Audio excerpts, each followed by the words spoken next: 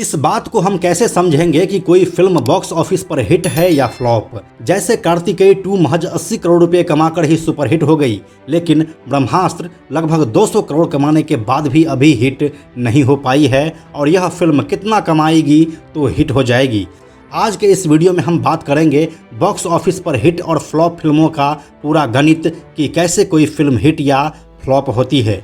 Film Kartikeya 2 ने 80 करोड़ रुपए कमाए और सुपरहिट हो गई, जबकि गंगूबाई काठियावाड़ी 132 करोड़ रुपए कमाकर भी सुपरहिट नहीं बन पाई। आखिर यह कैसे तय होता है कि बॉक्स ऑफिस पर कोई film hit, flop, average, superhit, blockbuster और ऑल टाइम ब्लॉकबस्टर होता है? इसे समझना बेहद ज़रूरी है। एक दौर था जब फिल्मों के हिट होने के लिए कहानी और एक्टिंग मायने रखती थी, लेकिन अब ऐसा नहीं है। अब बाहुबली 2 जैसी फिल्म को ब्लॉकबस्टर बनने के लिए 800 करोड़ रुपए की कमाई करनी पड़ती है, जबकि भूल भुलैया 2 184 करोड़ रुपए कमा करके ही ऑल टाइम ब्लॉकबस्टर बन जाती है। आंकड़ों के इस फेर में बॉक्स ऑफिस के गणित को समझना है तो शुरू से शुरू करना होगा। फिल्म बनाने वाले से लेकर इसे बेचने वाले और रिलीज के बाद इसे देखने वाले तक, हर एक चीज़ मिलकर यह तय करते हैं कि फिल्म को क्या स्टेटस मिलेगा। आइए आज के इस वीडियो में इस बात को पूरी तरीके से बारीकी से समझते हैं। नंबर्स वाला गेम समझने से पहले इस मामले से जुड़े बड़े खिलाड़ियों के बारे में सही से जानना बेहद ज़रूरी है। इस लिस्ट में 3 मुख्य खिलाड़ी होते हैं। सबसे पहले प्रोड्यूसर, फिर डिस्ट्रीब्यूटर और लास्ट में एग्जीबिटर यानी कि सिनेमा हॉल। इनमें से किसका क्या रोल रहता है, आइए आपको यह भी बता देते हैं। सबसे पहले बात करते हैं फिल्म के प्रोड्यूसर की। प्रोड्यूसर यानी कि फिल्म का निर्माता, जो फिल्म को बना रहा है या जो फिल्म में लगने वाले खर्चे को उठा रहा है। मतलब यह हुआ कि किसी भी फिल्म के लिए एक्टर्स की फीस, उसके क्रू मेंबर्स की फीस, फिल्म में इस्तेमाल की जाने वाली टेक्नोलॉजी पर किया गया खर्चा, ट्रांसपोर्टेशन और ट्रैवल कॉस्ट का खर्चा, और फिर फिल्म के बन जाने के बाद उसके प्रमोशन, मार्केटिंग और एडवर्टाइजिंग का खर्चा। ये सभी खर्च फिल्म के प्रोड्यूसर उठाते हैं। किसी किसी फिल्म का सिर्फ एक ही प्रोड्यूसर होता है तो किसी किसी फिल्म में एक से ज़्यादा। एक मूवी को बनाने के लिए आर्थिक तौर पर एक प्रोड्यूसर हेल्प करता है, इसीलिए फिल्म के प्रॉफिट और लॉस का मैक्सिमम हिस्सा भी उसी के पास जाता है। चलिए अब बात करते हैं इसके दूसरे खिलाड़ी यानी कि फिल्म के डिस्ट्रीब्यूटर की। फिल्म जब बनकर तैयार हो जाती है तो इसे सिनेमाघरों तक पहुंचाने के लिए आवश्यकता होती है फिल्म के डिस्ट्रीब्यूटर्स की। इनमें से कई प्रोडक्शन कंपनियां खुद ही फिल्मों को डिस्ट्रीब्यूट भी करती है, यानी कि डिस्ट्रीब्यूटर भी 2 तरीके के होते हैं, एक कंपनियों के रूप में और दूसरा कोई एक इंसान भी। इसे ऐसे समझ सकते हैं कि रवीना टंडन के पति अनिल थडानी भी फिल्म के डिस्ट्रीब्यूटर हैं और विद्या बालन के हस्बैंड आदित्य रॉय कपूर की company UTV motion pictures producer भी है और डिस्ट्रीब्यूटर भी।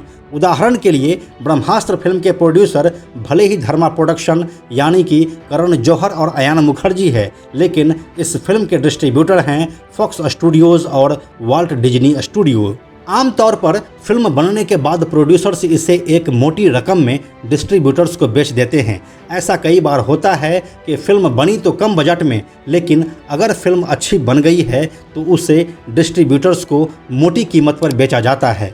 यही कारण है कि हम कई बार यह सुनते हैं कि किसी फिल्म से डिस्ट्रीब्यूटर्स को घाटा हो गया। इसका मतलब यह है कि प्रोड्यूसर ने फिल्म मोटी कीमत पर डिस्ट्रीब्यूटर को बेचा, फिल्म सिनेमाघरों में पिट गई। अब प्रोड्यूसर को तो अपनी लागत से अधिक कीमत मिल चुकी है, लेकिन डिस्ट्रीब्यूटर को घाटा उठाना पड़ा है। कुछ ऐसा ही हुआ अभी आमिर खान की फिल्म लाल सिंह चड्ढा और विजय देवराकोंडा की फिल्म लाइगर के साथ, जहां प्रोड्यूसर्स को आगे आकर यह कहना पड़ा कि वह डिस्ट्रीब्यूटर्स को हुए घाटे की भरपाई करेंगे, यानी कि उसे कुछ पैसे वापस लौटा देंगे। फिल्म डिस्ट्रीब्यूटर्स जो होते हैं वह फिल्म खरीदने के बाद इसे राज्यों और फिल्म सर्किट में या तो खुद बेचते हैं या फिर सब डिस्ट्रीब्यूटर यानी कि छोटे छोटे डिस्ट्रीब्यूटर को बेच देते हैं। डिस्ट्रीब्यूटर्स और सब डिस्ट्रीब्यूटर्स का काम ही है किसी फिल्म को सिनेमा घर मालिकों तक देना, फिल्म के प्रमोशन पर लोकल बाजारों में खर्च करना। यानी कि एक फिल्म का बजट इस बात पर निर्भर करता है कि प्रोड्यूसर ने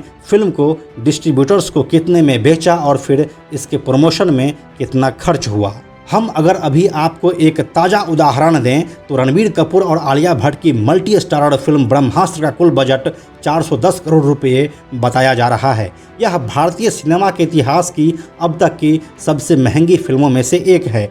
एक अपुष्ट आंकड़े के मुताबिक इस फिल्म का प्रमोशन बजट लगभग 60 करोड़ रुपए है, जबकि इसे बनाने और बेचने की लागत 350 करोड़ रुपए के आसपास है, यानी कि कुल बजट 410 करोड़ रुपए हुए। ये तो बात हो गई फिल्म बनाने की और उसके बजट के गणित की। जब फिल्म प्रोड्यूसर और डिस्ट्रीब्यूटर के बाद एग्जीबिटर यानी कि सिनेमा हॉल तक पहुंचती है, उसके बाद जाकर असली खेला शुरू होता है। फिल्म का प्रॉफिट और लॉस यहीं से डिसाइड होना शुरू होता है। दिन रात जो हम लोग बॉक्स ऑफिस सुनते हैं, उसकी असली कहानी यहीं से शुरू होती है। देश भर में लगभग 10,000 सिनेमा स्क्रीन्स हैं। आमतौर पर कोई भी बड़ी फिल्म 2,000 से 3,500 स्क्रीन्स पर रिलीज होती है। हर सिनेमा घर यानी कि स्क्रीन के टिकट की जगह के हिसाब से अलग अलग कीमत होती है। फिल्म देखने सिनेमा घर पहुंचने वाले दर्शकों की संख्या को फुटफॉल कहते हैं। अब इसे थोड़ा और गौर से समझिए। सिनेमा घरों में कम दर्शकों के पहुंचने यानी कि कम फुटफॉल के बावजूद कोई भी फिल्म बहुत बड़ी कमाई कर सकती है। ये टिकट की कीमत बढ़ाकर कम दर्शकों में भी अधिक कमाई करने का फॉर्मूला है, लेकिन इसके लिए दर्शकों का सिनेमा घर तक आना भी जरूरी है।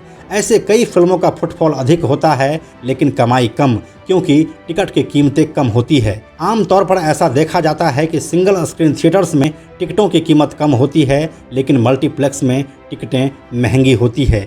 यही कारण है कि देश के बड़े शहरों यानी कि दिल्ली, NCR, मुंबई, बेंगलुरु, हैदराबाद, जयपुर, चंडीगढ़ जैसे शहरों की कमाई मायने रखती है। अब आते हैं मुद्दे पर कि कौन सी फिल्म हिट, सुपरहिट, फ्लॉप या ऑल टाइम ब्लॉकबस्टर होती है। मान लीजिए अगर कोई फिल्म 100 करोड़ रुपए में बनी है, तो जब यह फिल्म थिएटर से इतनी ही कमाई कर लेगी तो यह एवरेज फिल्म कहलाएगी। अगर इससे कम कमाई होती है तो यह डिजास्टर फिल्म साबित होगी। अगर इस फिल्म की कमाई 110 से 120 करोड़ के बीच में होती है तो समझिए कि फिल्म सेमी हिट रही। अगर फिल्म की कमाई 130 से 140 करोड़ हो गई तो समझिए फिल्म हिट है। अगर फिल्म की कमाई 140 से 160 करोड़ हो गई तो समझिए फिल्म सुपरहिट है। अगर फिल्म की कमाई 160 से 180 करोड़ हो गई तो समझिए फिल्म ब्लॉकबस्टर है। और अगर फिल्म अपने बजट का दुगना कमाई कर लेती है तो उस फिल्म को ऑल टाइम ब्लॉकबस्टर कहा जाता है। इसी तरह से फिल्मों का बिजनेस डिसाइड होता है। हम अगर आपको ताज़ा उदाहरण दें तो शमशेरा फिल्म का बजट 150 करोड़ रुपए था और इसका बॉक्स ऑफिस कलेक्शन लगभग 70 करोड़ रुपए ही रहा, इसीलिए यह फिल्म डिजास्टर रही। वहीं फिल्म कार्तिकेय 2 सिर्फ 20 करोड़ के बजट में बनी थी और यह 80 करोड़ से भी ऊपर की कमाई कर ली, इसलिए यह फिल्म ऑल टाइम ब्लॉकबस्टर में गिना जाएगा।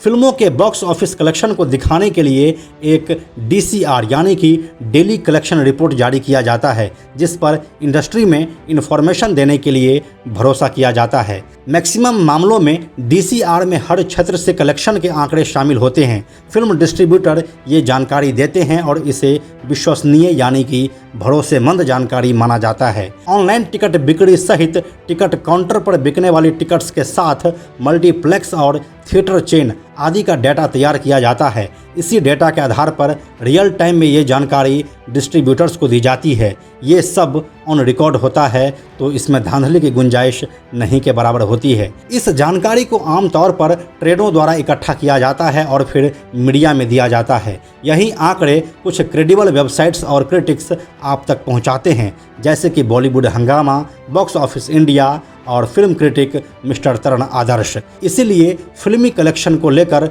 लोग इनके ट्वीट्स का इंतजार कर रहे होते हैं। तो उम्मीद है अब आपको फिल्मों के हिट या फ्लॉप होने की गणित समझ में आ गई होगी। साथ ही फिल्म बनने से लेकर बिकने तक की चेन को भी आप समझ गए होंगे। इस वीडियो के देखने के बाद भी अगर आपके अंदर कुछ कन्फ्यूजन रह गई है तो हमें कमेंट सेक्शन में लिखिए, हम उसे बताने की पूरी कोशिश करेंगे। यह वीडियो अगर आपको अच्छी लगी है तो इसे लाइक और शेयर भी करें। साथ ही फिल्म्स, TV, OTT और वेब सीरीज से जुड़े ऐसे ही वीडियोज़ को लगातार देखते रहने के लिए बेजोर फिल्म्स को सब्सक्राइब करके नोटिफिकेशन बेल को ज़रूर ऑन कर लें। Thank you so much.